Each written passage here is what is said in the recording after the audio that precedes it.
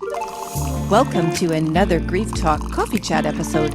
I'm your host, Vonne Solis.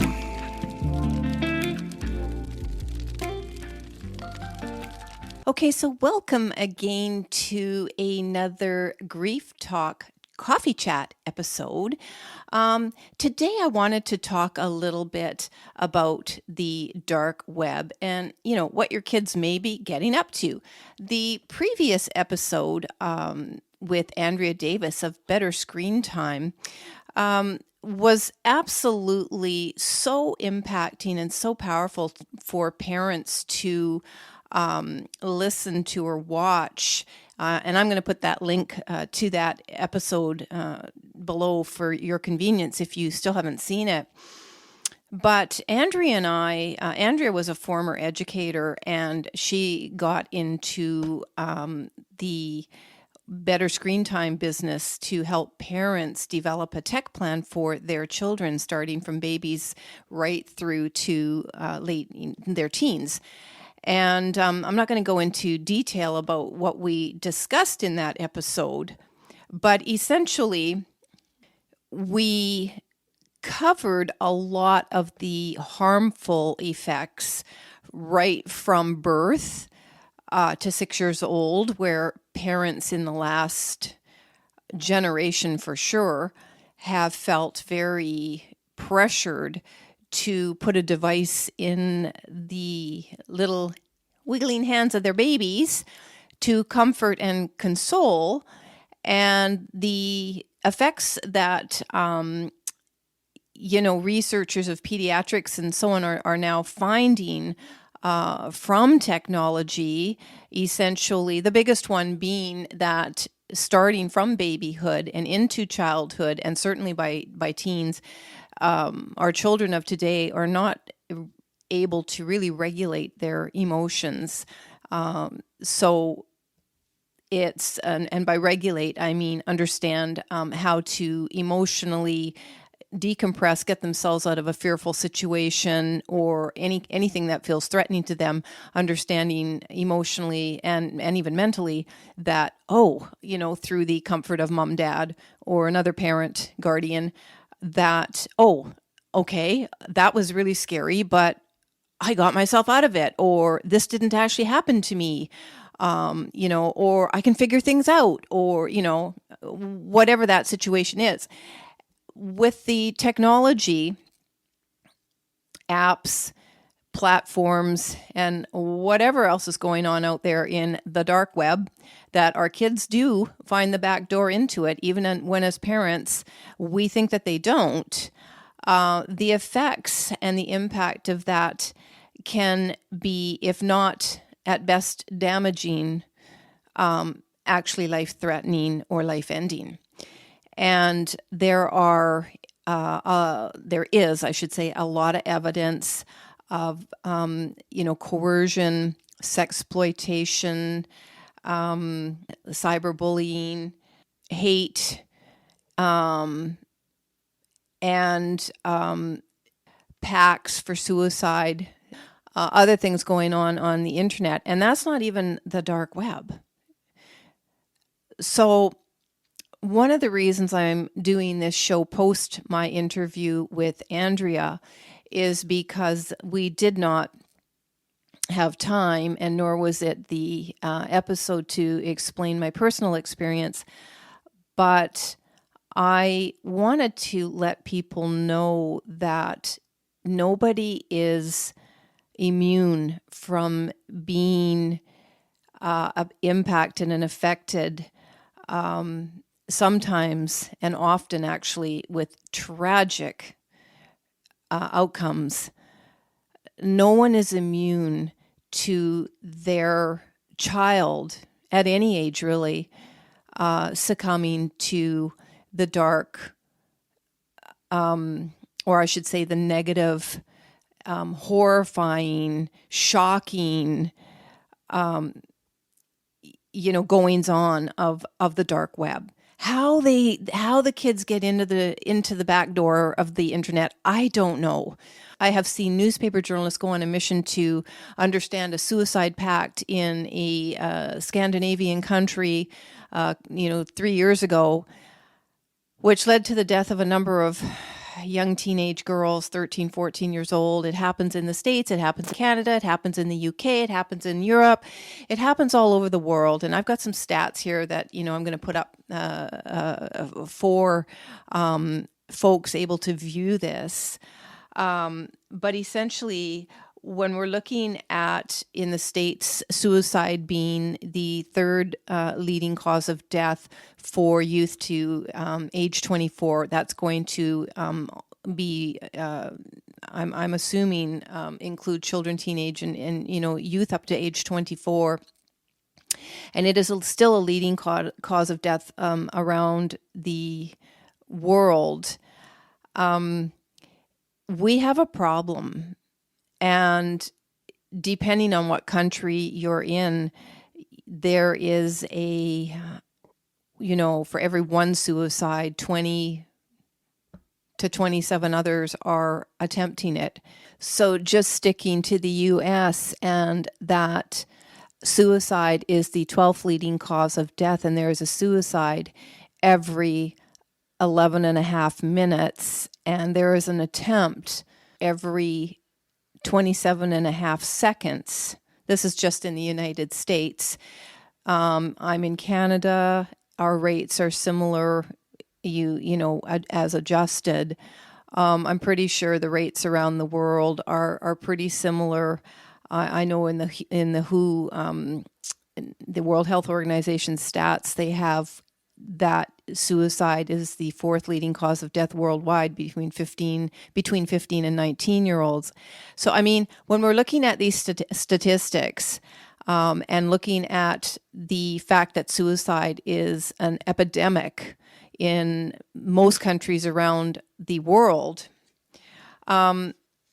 what we're really not understanding is number one, as I said, how young people are getting into the back door into the dark web, and what it is about our cultures, our sociology, that there is, even to this, even now, coercion to entice people to and cheer people on to end their lives, and not only just end their lives, but videotape it. Like, well, tape it, video it.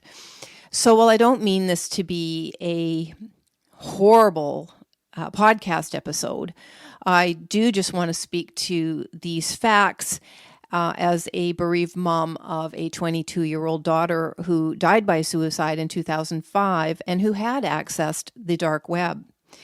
And what's really important for us parents to talk about, I've also got an episode I'll be airing shortly on bullying and suicide with a friend of mine who is in the alopecia world. And so she sort of comes from the bullying side of it. I come from the suicide side of it. And we talk about, what can we do as parents, as a society, culturally.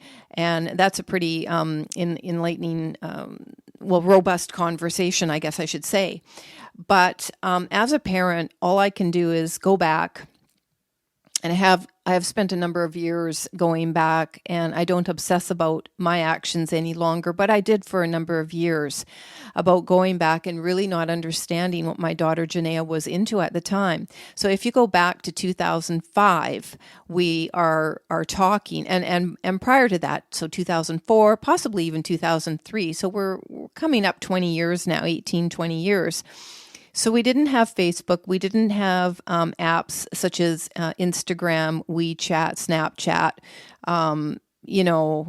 all of these, like Twitter, Facebook, YouTube. We didn't have any of these things.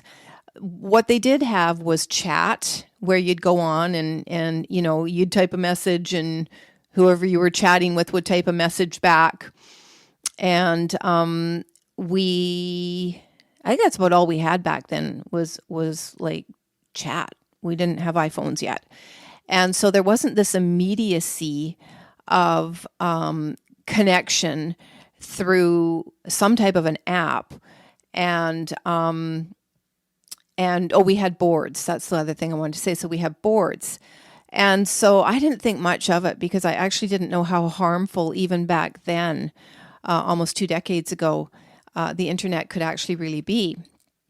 But after my daughter died, the police absconded with her 2 computers, and I actually didn't even know why they took them. I was like, why are they taking the computers? And I imagine they'd still do that today, confiscate devices when there's suicide and so on.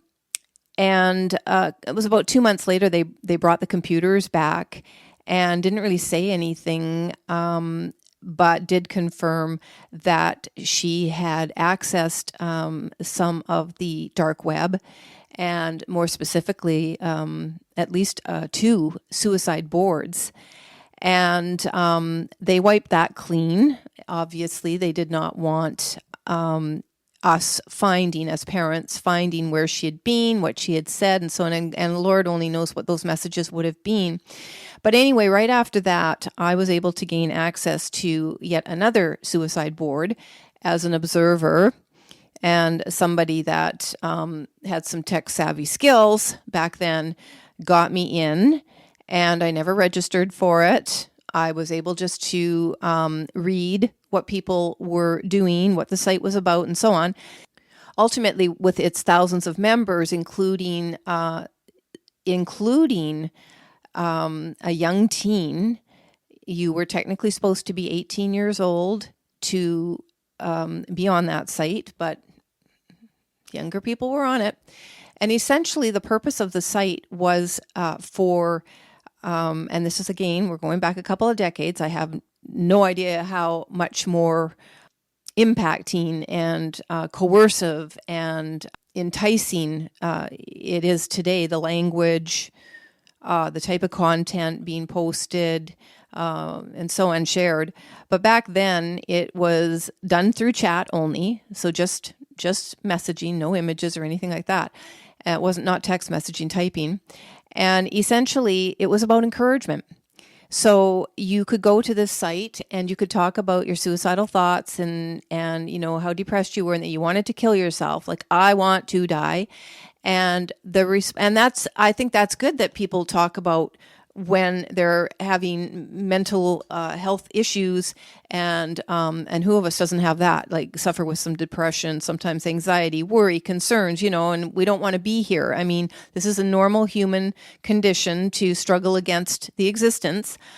But the difference is, for someone who really means it, it's really knowing who that person is, or when one of your loved ones turns into that person, which is about 8 to 10% of suicide attempts or people talking about suicide. The average rate is about 8 to 10% of those who threaten suicide, or of actual people with suicide ideation, even maybe attempts.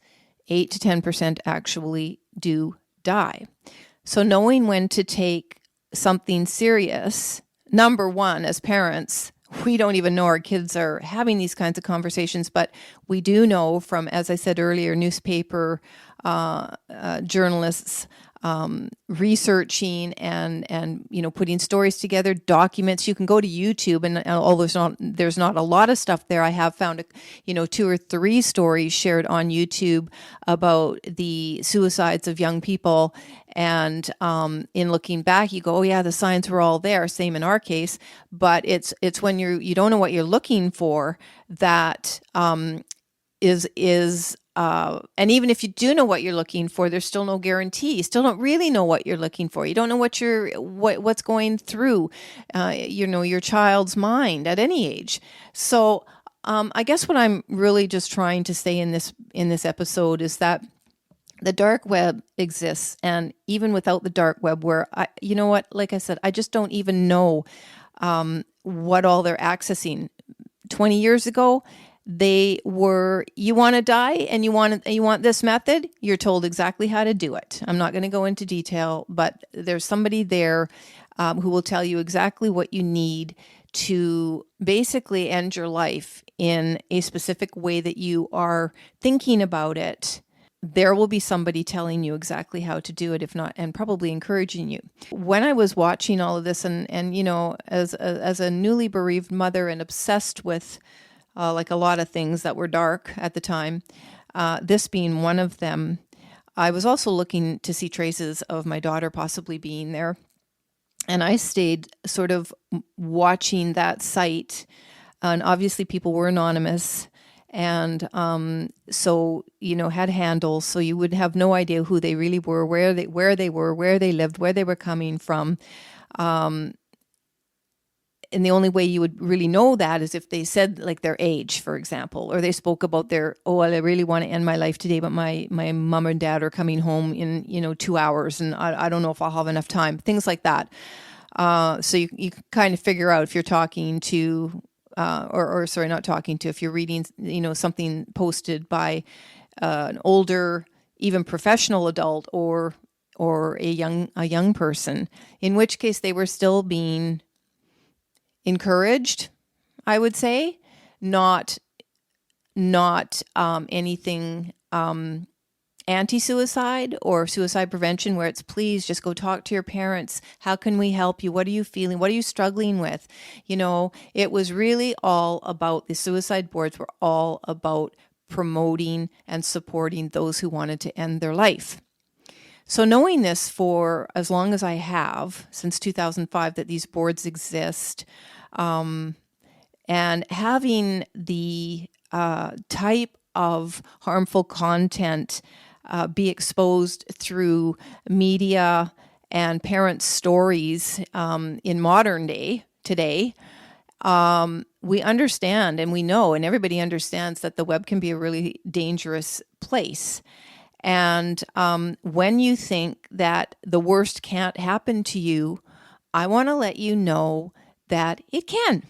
It absolutely can. And it doesn't matter how much money you have. It doesn't matter how beautiful your home is. It doesn't matter that your child has the best support that you feel you can give that child. It doesn't matter how many extracurricular activities they're in. It doesn't matter how many A's they get. It doesn't matter how popular they may be. Recent suicides of top young female athletes in the United States, boom, boom, boom, shows that none of that matters. And when, as parents, we're going off to work and we may or may not be meeting up at the dinner table and eating together, because life practices are such that they're so busy, and I'm pretty sure that hasn't changed since I was raising my children 30 to 40 years ago. And and this activity after school for this one and that activity for that one, and running around and working full time, and sometimes maybe trying to manage aging parents or other responsibilities. And maybe there might be relationship tensions that you have to deal with, and all of that, just to say it can become easy to very quickly, and without even really knowing it, to lose your grip on the family and on what your kids are doing. I don't expect this episode actually to get a whole lot of views or listens, just because it's a topic that we really don't want to talk about. And most people think that something really bad or something really tragic that happened to, the person across the street or down the road or in your kid's classroom or whatever, or in your kid's school, whatever, you think that it happens to other people. You don't think that it happens to you. And you might be right. Maybe it won't happen to you, and I hope it doesn't happen to you, because obviously there are far fewer bereaved parents in the world than there are parents who still happily have all of their children. But the rules are the same for everybody. Not knowing really how your child is feeling, not knowing what they're struggling with, not knowing what they're accessing on the web. When scientists and medical professionals have found that social devices have become the go-to comfort when a child is in trauma or in hospital, or getting a needle or whatever is happening to them that is highly impacting in their life in a negative way, and they're using the social device instead of having the parent comfort them And this is with no disrespect to parents. It's the way, and if you watch the episode with Andrea, she talks about this. This is the way that parents have been conditioned and even pressured to make sure they're not losing out by robbing their kids the opportunity of being connected to the net and having the latest device and so on. The effects now, able with science, able to look at nearly a generation.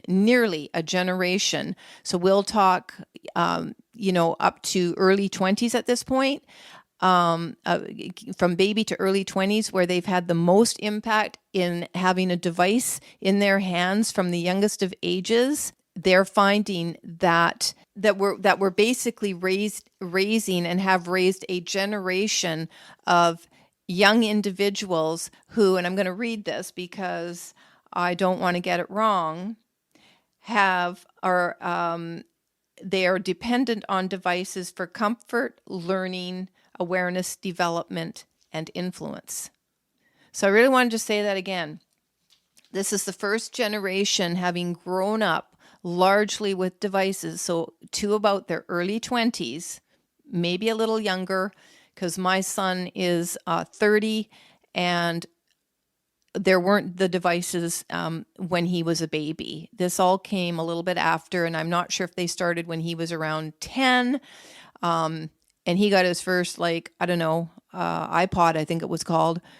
But we didn't have the phones. We weren't giving babies the phones and iPads and computers and whatever parents are struggling with, keeping their child connected to some device because you're just supposed to, versus when we had to rely on just, the same old-fashioned kind of toys that they had in the decades before, with the exception of maybe they were making different sounds, okay? Maybe a few more electronic sounds, but we weren't dealing with the interaction. And as Andrea talks, it's more about the interaction and the touch screen. The touch screen, as opposed to just viewing. Even when they view television, it's the interaction of the touch that has really screwed up the brain's regulation and created a generation of young individuals, and we're raising them now as children, who, I repeat, turn to their devices for comfort, learning, awareness, development, and influence. So, coupled with their ability to access apps and platforms they shouldn't be accessing, and cases in recent news reports of sexploitation going on, in addition to exploitation, blackmailing, bullying, hate crimes, suicide, coercion, and enticement, we really have a cultural and social problem. And while we're obviously not going to solve it by just a handful of conversations, what they have found to be the most impacting for change is communication, play for children, of course, but communication. And I can attest to the fact that even though I had a close relationship with my daughter and we had the conversations, I was terrified to ask her her thoughts on suicide, her thoughts on self-harm, and most specifically, whether or not she had been thinking about it or whether or not she was planning to do anything to herself. And for that, I take full responsibility as a parent who was living in fear and worried about her because something seemed off, but worried about her and trusting a medical intervention that, it was just growing pains of young adulthood. And I'm not blaming doctors, and I'm not blaming myself anymore. I just wished I had the awareness and the acceptance that my child, there was so much more to her than I wanted to believe there could be. And at the time, I wasn't even aware of the dark web, didn't even know the term. But today, there's no reason for parents not to know that term. And so this is just actually, in addition to any other voices that are out there talking about this, and from parents who have more recently lost their child or teen to some kind of interaction they've had in the dark web or in the dark forces on the regular internet. I just want to add my voice to it as well and say, please do not make the same mistake that parents like us have made, where we trusted, we assumed, we stayed silent, we kept the worry inside, we did not check devices, we didn't, have the conversations about, what type of apps are you accessing? Has anyone, texted you, bullied you? Is anyone bullying you? There's a whole bunch of factors there, but really, most importantly, it's just about really, really being very, very engaged in your child's life, even when you think you're engaged enough. I can't tell you how many parents I have met that once they've learned I've lost a child for whatever reason, we might be chatting, having just one of those one-off conversations or whatever, and they tell me how worried they are about their own child. And while I can't go back, just the same as no parent can go back who has lost their child to suicide, where probably I'm going to wager the majority, if not all of those deaths have been impacted, influenced in some way with use of a device and internet. I am saying for parents that are worried, and even if you're not worried, you do have an opportunity to really understand and get involved in what your child is really up to, and have them talk to you about what they think these influences are doing to them. I really don't have like the answers per se. I just have the voice to tell you that when you can't go back and you wished you could have said all of these things, or you wished you could have done more, ask yourself now, today, if you have any amount of worry, what it is you're worried about, what it is you're too afraid to talk to your child about, and make yourself go do it. Really, you could save their life. Anyway, thanks for watching. Thanks for listening. Be aware, stay safe, keep your kids safe. And I will put that link to the episode on better screen time for tech family plans. If you happen to be listening or watching this and have younger children, it's never too late to start getting involved with managing the tech differently and reconnecting and looking at your own family structure just to see where there might be any gaps you're missing in communication, support, listening, and, having a grown-up conversation. That's the other thing I found is I didn't credit my daughter enough with knowing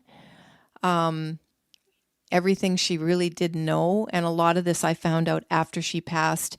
And almost all parents, when they've lost their child, they find the same thing. So our kids are very astute, and I believe that they want these conversations. And even if they don't want it with you as mom or dad, then, I don't know, maybe finding a buddy for them. We need to get these supports in place to help each other better in our tough times. I'm not trying to exclude any groups at risk of suicide at older ages. I'm really just sort of focusing on the child, teen, youth ages here. But we all need to comfort and to be aware of each other, and to help each other feel heard, respected, valued, and cared about.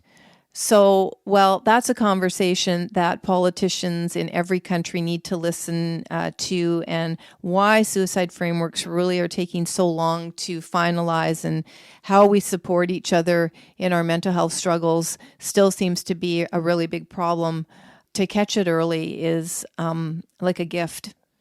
So thanks again for watching, listening, and I look forward to seeing you in the next episode.